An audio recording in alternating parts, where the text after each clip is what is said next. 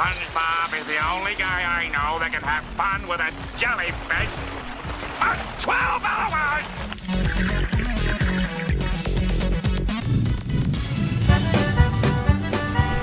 Ahoy, mateys, and welcome to another episode of I'm Ready, a SpongePod SquareCast. My name is Captain Eric, and welcome to our 100th episode. Yes, thank you, thank you, thank you. No, you're too kind. Thank you. 100 episodes of I'm Ready, a SpongePod SquareCast, a passion project of mine covering the entirety of SpongeBob SquarePants, just talking about the work and the legacy of its creator, Stephen Hillenburg. And for the 100th episode, I debated on whether or not it should just be a regular episode covering the next episode in sequence, which is Can You Spare a Dime?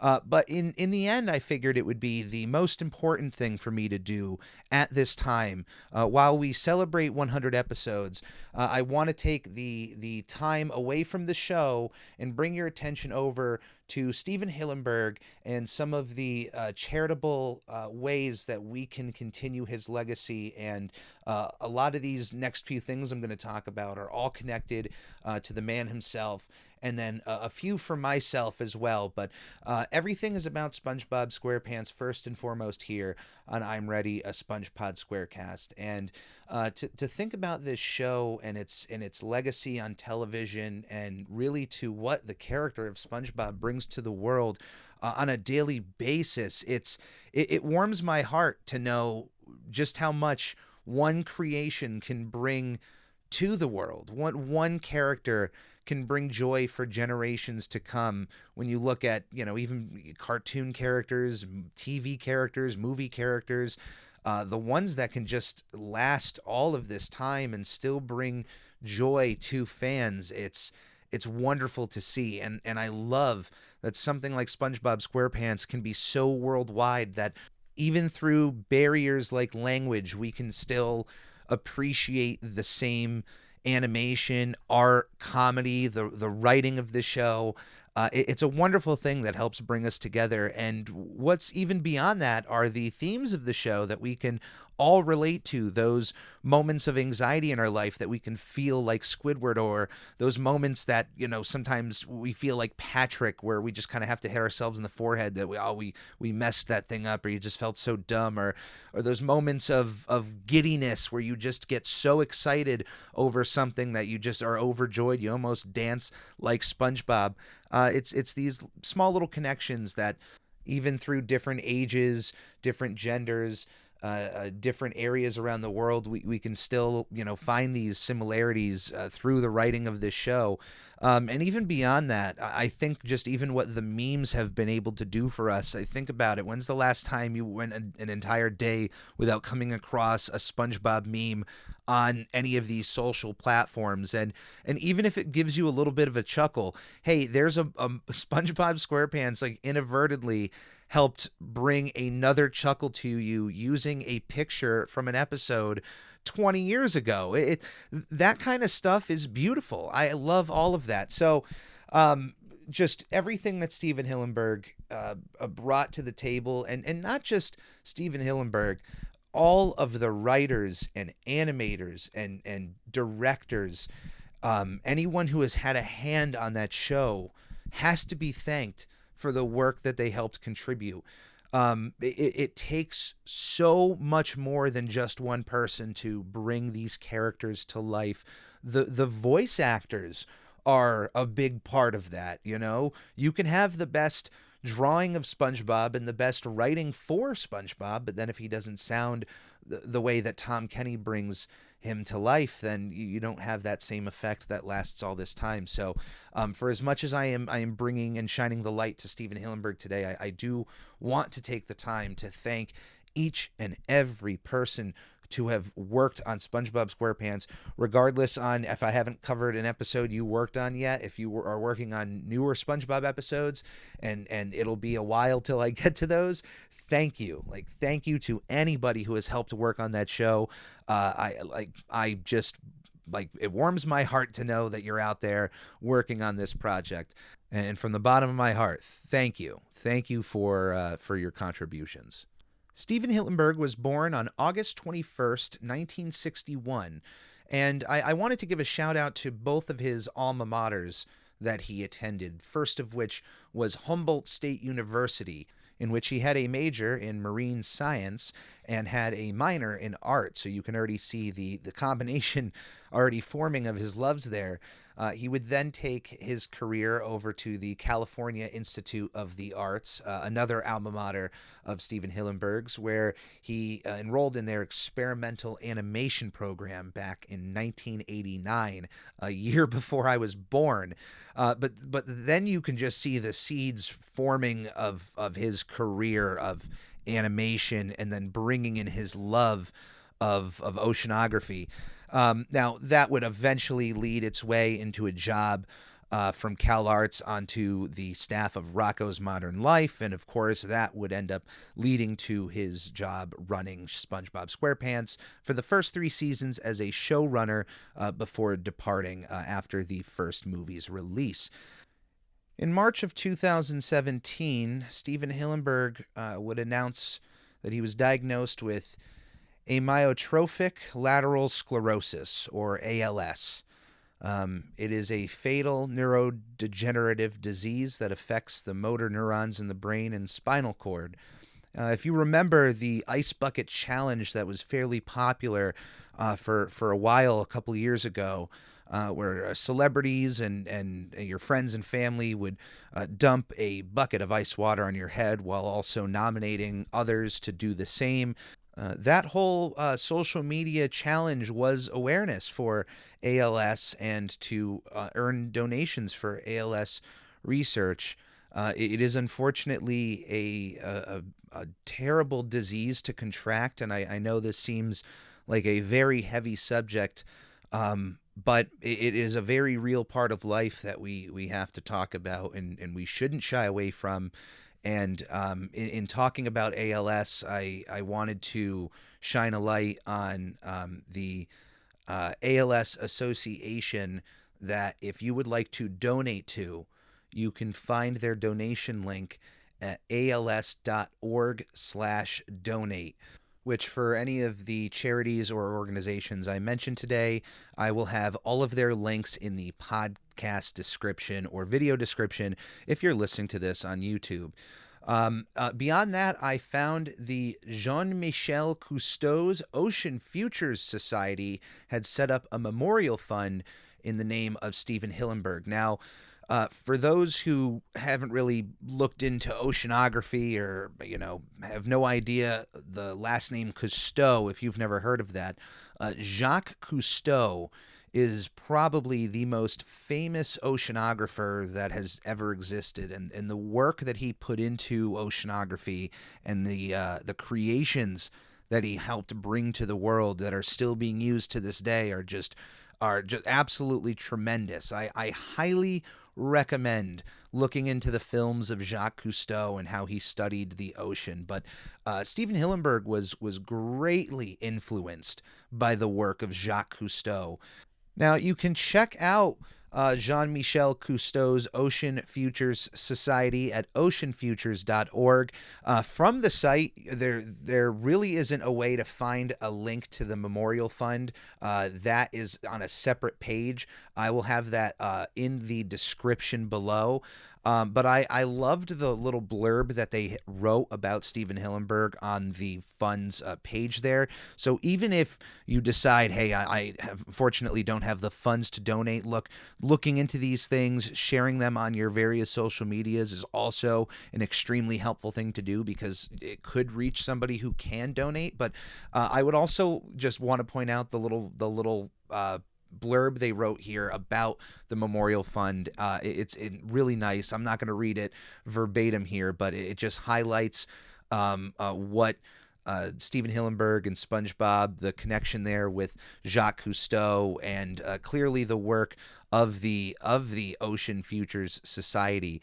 They're still creating films all about ocean preservation. It was founded in 1999 by Jean-Michel to carry on the mission of his father, to just explore the oceans and share the world of information that is out there on these creatures in the ocean itself. So just a really nice organization to highlight, and clearly one that Stephen had a nice little connection with.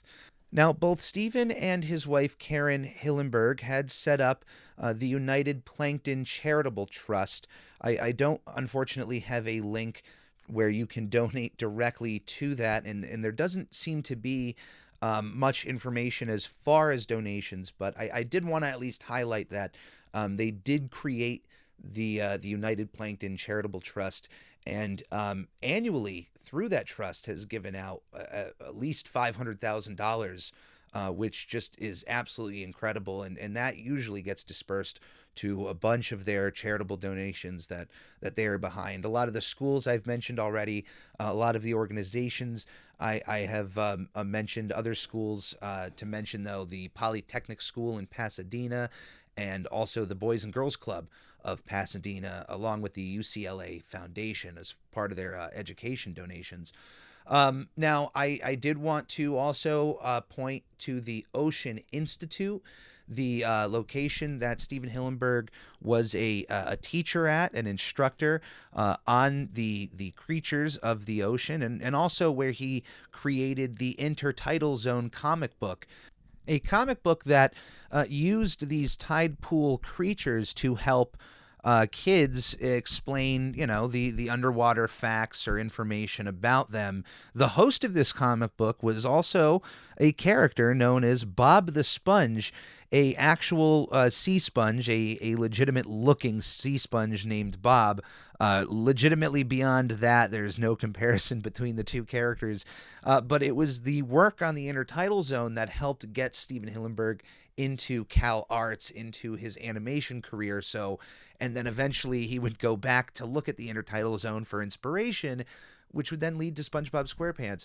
So I did want to highlight the Ocean Institute. If you would like to help donate to the Ocean Institute, you can find a link for their donations at oceaninstitute.org/give. And like I said, of course, we are all struggling in our own ways in life. Certainly, monetarily, may be an issue for a lot of us. If donating isn't possible for you, that is totally fine. It is not anything that would ever be a requirement of anything I'm letting you guys know about. But if you could take one of those charities, one of those organizations, something you can get behind, and share that information on social media, because as I mentioned, that could reach somebody who could be able to donate, and every little dollar can help a lot of these organizations continue their research into both helping our oceans, helping save lives for some of these terrible diseases. And I did want to highlight a few other organizations that are very close to my heart. The first of which is Hilarity for Charity, an organization set up to fund research for Alzheimer's, to help bring attention to the world of Alzheimer's. You can find their website at wearehfc.org. It's an organization I can really get behind. I do think laughter is the best medicine, and using laughter to help cope in some of these situations can really help. Laughter is the best medicine, in my opinion. And Hilarity for Charity helps use comedy to help shine the light on Alzheimer's and the need to help fund the research for just this, once again, another just awful thing that can happen. My grandmother, Harriet Boyle, was unfortunately diagnosed with both Alzheimer's and dementia, which if you don't know about either of those, it's unfortunately a two-hit punch to your brain, and you're forgetting things while at the same time seeing things that just aren't there. And if you know anybody who's had to have a family member go through that, if you know a friend or just anybody close to you who had to go through with someone who may have suffered with Alzheimer's, it is not a fun disease to have to go through.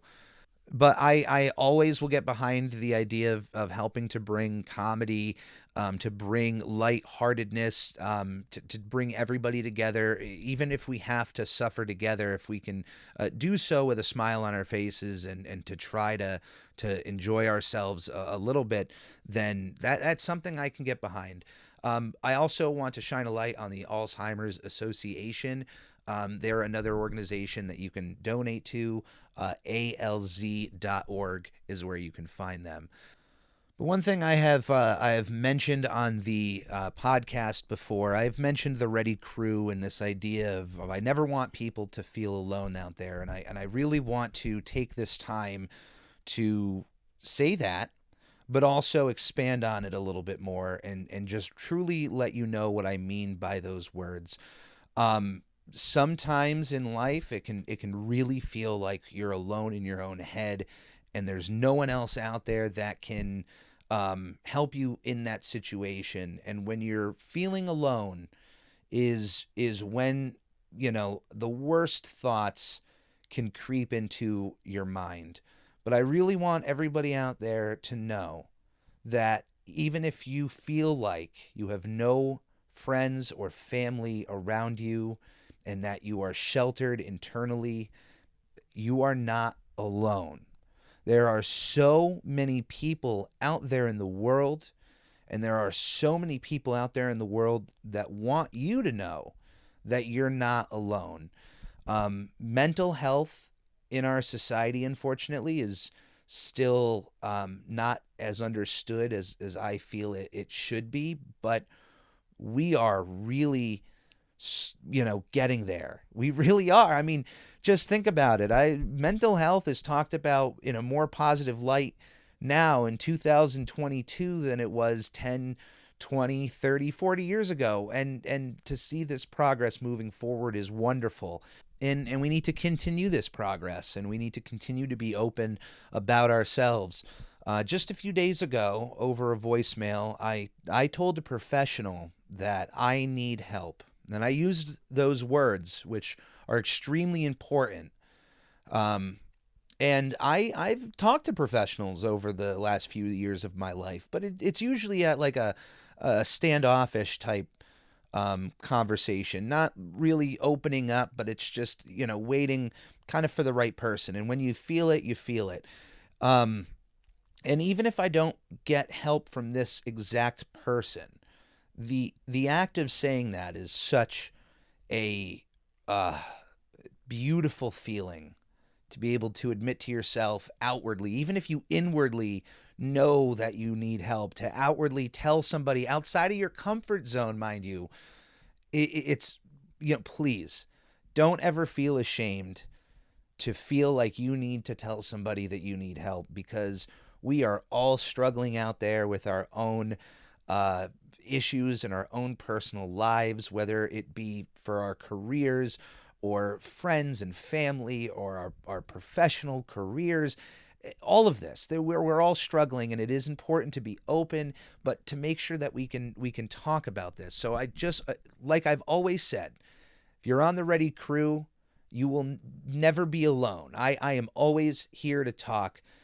And if you are out there in the world and you feel like you need to talk to somebody, I just want to highlight the National Suicide Prevention Lifeline. It is 1-800-273-8255.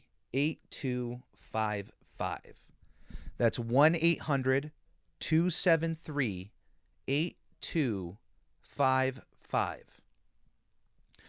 It's important to know that number, because if you ever feel like you need to talk to somebody, it is a very easy number to connect you to somebody out there who's willing to hear you out. Because at the end of the day, all of us want to be heard. All of us want to be understood. We want to be on the same page with people. We want to feel loved.